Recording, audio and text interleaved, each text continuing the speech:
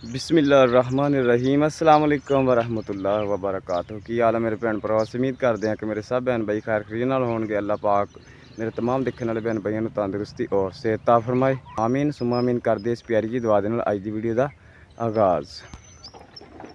तो वीडियो का आगाज़ करने तो पहले छोटी जी गुजारिश करते हैं कि जिन्हें साडे भैन भाइयों ने साडा यूट्यूब चैनल मुकद्दर फैमिली व्लॉग सब्सक्राइब नहीं किया तो प्लीज़ सब्सक्राइब कर लें और वीडियो अच्छी लगे तो लाइक शेयर ज़रूर कर दें जी। वीडियो कुछ इस तरह दी आ। सुबह सुबह का टाइम आ माशाल्लाह और इत्थे भाई अशरफ होना को असें आए हुए हैं। ठीक है तो साढ़े आए हुए सी मेहमान फैसलाबादों। ठीक है ना, मेरी साली आई हुई सी, मेरे घरदियां दी भैन छोटी। ठीक है ना, फैसलाबाद रहिंदी आ ते वो आई हुई सी कल दी। ते राती असीं भाई अशरफ को आ गए सी। रात असीं भाई अशरफ दे कोल इत्थे रहे हैं ते हुण जिहड़ा फिर वापसी की तैयारी है, उन्होंने तो इत्थे रह पैना ते असीं जिहड़ा ना वापस फिर घर नूं चले जाना। ठीक है तो नाले आपके भैन भाइयों उसे दसदे चली कि काफ़ी दिनों तो असें जिहड़ा व्लॉग नहीं बनाया। व्लॉग इस तो नहीं बनाया कि दिल ही नहीं सी करदा वीडियो बनाउण दा। कि अल्लाह खैर करे, वक्त सदा एक जिहा नहीं रहिंदा। ठीक है ना, हर मुश्किल तो बाद जिहड़ा ना आसानी अल्लाह ताला जरूर पैदा करदा ते अल्लाह पाक इंशाअल्लाह आसानियाँ जरूर पैदा फरमाएगा। अल्लाह पाक साड़ियाँ मुश्किलां दूर जरूर करेगा इंशाअल्लाह। तो साडा दिल नहीं सी करदा वीडियो बनाउण नूं। हफ्ता हो गया वीडियो नहीं बनाई। नाले कारोबार इदां दे आ। ठीक है ना, तो कदी दिहाड़ी लग जाती कदी नहीं लगती। तो दूसरे नंबर तो फिर पैकेज नहीं हुंदा। तो बाकी कोई नहीं, अल्लाह पाक खैर करे। अल्लाह पाक परेशानियां दुख तकलीफां दूर फरमाए। कि परेशानी सिर्फ इक्को लगी खड़ी आ कि सीज़न आ रहा, तिल भी आवाम वड्डी जा रही है, मूंगियां वड्डी जा रही है। और सुबह का टाइम और सूए निकल आया तो मैं उत्थों घरों निकलिया। मैं नाले तुर फिर के उन्हें नाले ना व्लॉग शुरू कर लेने। अपने सामने गाँव इधर कमाद की फसल बीजी हुई है माशाल्लाह, बहुत प्यारा कमाद। 12वें महीने की कटाई शुरू हो जाती है। अल्लाह पाक खैर करेगा। एक हैगी सवारी की महताजी। ठीक है, असे बहुत वड्डी गलती कर बैठे। अगे रक्षा सीगा 1.5 साल चलाया लेकिन वो वेचना पै गया। असें आपके भैन भाइयों को मजबूरी दसी भी सी भी इस मजबूरी तो है ना जिहड़ा साडा रश्का विकिया। लेकिन कुछ साडे भैन भाई ऐसे आ जिहड़े बार बार जिहड़े ना तनकीद का निशाना बनाउंदे सानूं ना। ते मैनूं जिवें कहंदे ना समझ आ गई है ठोकर खा के कि औखे वेले जिहड़ा ना कोई भी साथ नहीं दिंदा। सब जिहड़े आ सौखे वेले दे यार हुंदे आ। जदों औखा वेला आउंदा ना उदों कोई साथ नहीं दिंदा हैगा। उदों बंदा कल्ला ही मुश्किल का जिहड़ा ना मुकाबला करदा। ते अल्लाह पाक बेहतर करेगा जी। बाकी अल्लाह पाक जो चाहे कर सकदा। ठीक है ना, उनके हुक्म तो बगैर तो जिहड़ा ना पत्ता भी नहीं हिलदा। ठीक है ना, जो सोहने मालक की रज़ा वा, जो उनकी मनशा। ठीक है ना, तो असें बस इस परेशानी दे विच आ कि सीज़न आ रहा वा, मूंगी भी आ वड्डदे पे और तिल भी वड़ीजदे पे आ। ठीक है ना, 12-13 हज़ार नूं किला वड्डदे पे आ। और अगां झोने की फसल का भी सीज़न आ जाना। पिछले बारी असें वड्डिया सी, साडियां वीडियो चलदियां पईयां, उदों रक्षा सी ते वड्डदे रहे। अल्लाह पाक उन्हां नूं तंदुरुस्ती सेहत देवे, उन्हां भैन भाइयों नूं जिन्हां दी सपोर्ट दे नाल रक्षा बनिया सी। लेकिन किहड़ी मजबूरी तो रक्षा साडा विकिया वो भी असें दस्सिया सी वीडियो च। ठीक है ना, कि मैं बहुत ज़्यादा ना मेरे ते परेशानी आ गई सी, मेरे नाल हादसा पेश आ गया सी और मेरा एक बाजू मुकम्मल रुक गया सीगा। ठीक है ना, मेरे सट लग गई सीगी सीमट के गट्टू गिर के। तो मैं बहुत औखा 1.5 महीना कढ़िया। ठीक है ना, मेरे न्याणे किसी वेले कल्ली चाह पी के भी गुजारा करते रहे। इन्ना औखा मेरे ते वक्त आया। उस टाइम मेरा किसी ने साथ नहीं दिता। मैं इन्ना की परेशान हो गया सी ना, इन्ना की परेशान हो गया सी कसम है कि मैं दिन रात रोंदा सी बच्चों नूं वेख के। मैनूं आप दी तकलीफ दी नहीं सी, बच्चों की भुख नहीं सी बर्दाश्त होंदी ते घर दे भी जिहड़े ना बहुत परेशान सी। ते मैनूं शुक्र आ अल्लाह उन्होंने तंदुरुस्ती देवे। उन्होंने मेरा बथेरा साथ दिता, मेरे घरदियां ने। उन्होंने मैनूं तसल्लियां दित्तियां एंड दी। बाकी 1.5 महीना जो देखिया ना भी घर च कोई शै नहीं रह गई हैगी, किसी ने साडा हाल तक नहीं पुछया।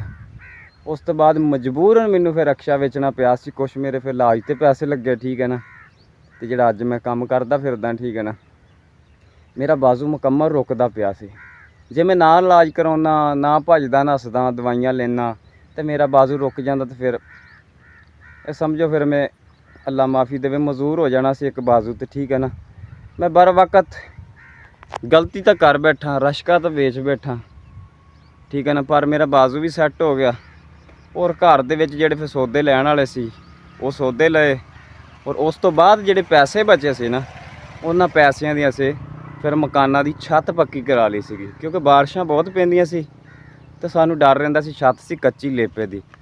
ਤੇ ਫਿਰ ਉਸ ਵੇਲੇ ਜਿਹੜਾ ਵਾ 40,000 ਰੁਪਈਆ ਜਿਹੜਾ ਮੈਂ ਪੱਥਰ ਮੰਗਾ ਕੇ ਛੱਤ ਤੇ ਆਪ ਹੀ ਲਾਇਆ। ਮਿਸਤਰੀਆਂ ਨੂੰ ਮਜ਼ਦੂਰੀ ਜਿਹੜੀ ਦੇਣੀ ਸੀ ਉਹ ਅਸੀਂ ਆਪ ਮਜ਼ਦੂਰੀ ਕੀਤੀ ਹੈ, ਮੇਰੀ ਵੀਡੀਓ ਵੀ ਉਹੀ ਚੱਲਦੀ।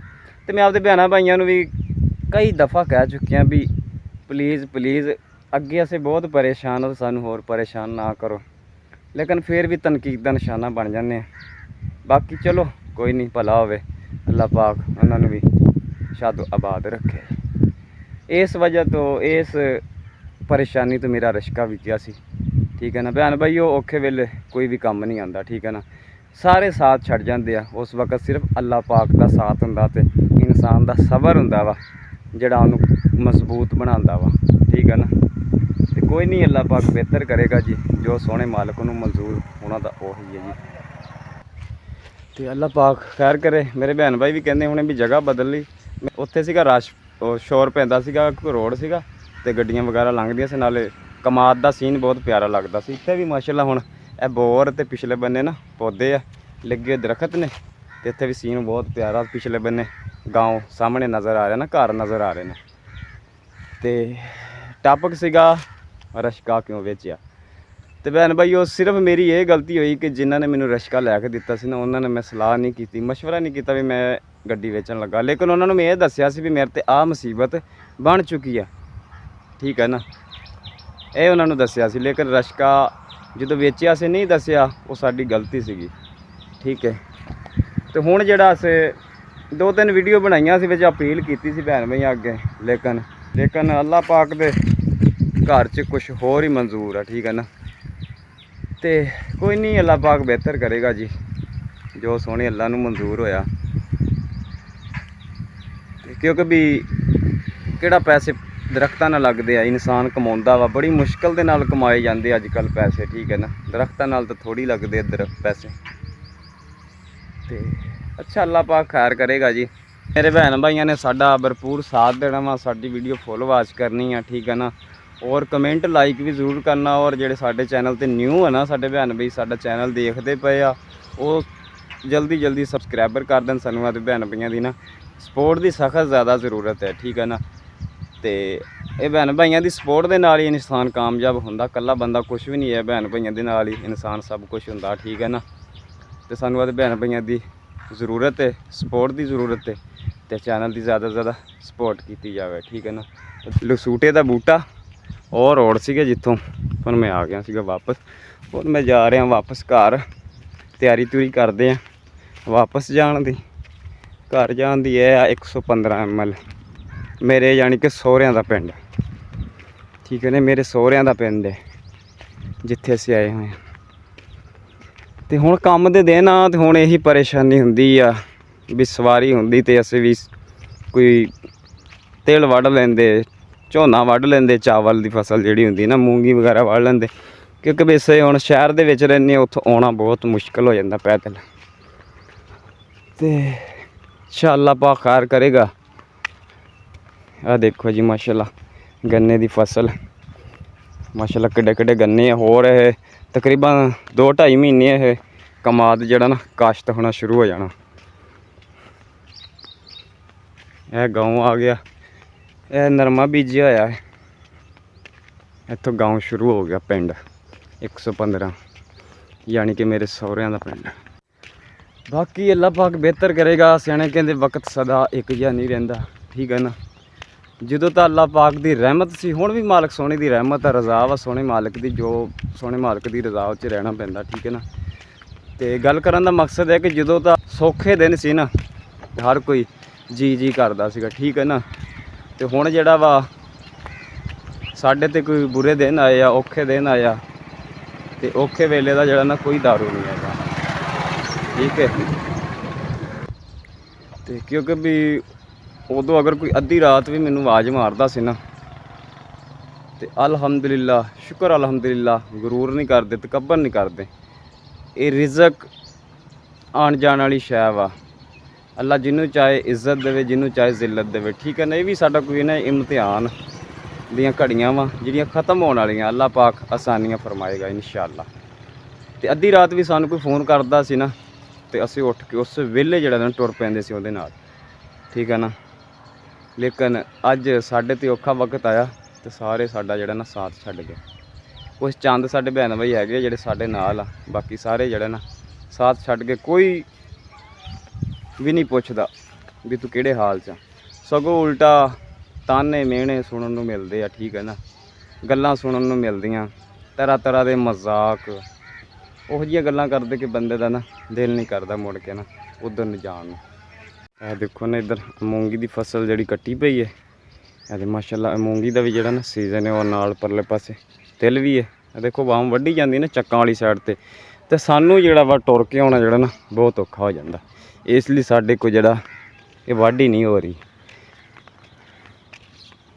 ਇਹ ਭਾਈ ਅਸ਼ਰਫ ਦੇ ਨਾ ਸਾਹਮਣੇ, ਇਹ ਰੋਡ ਦੇ ਉੱਤੇ ਆ ਭਾਈ ਅਸ਼ਰਫ ਦਾ ਘਰ ਆ ਸਾਹਮਣੇ, ਤੇ ਆ ਸਾਹਮਣੇ ਮੂੰਗੀ ਵੱਢੀ ਪਈ ਹੈ। ਠੀਕ ਹੈ, ਤਬੀਅਤ ਸਿਹਤ।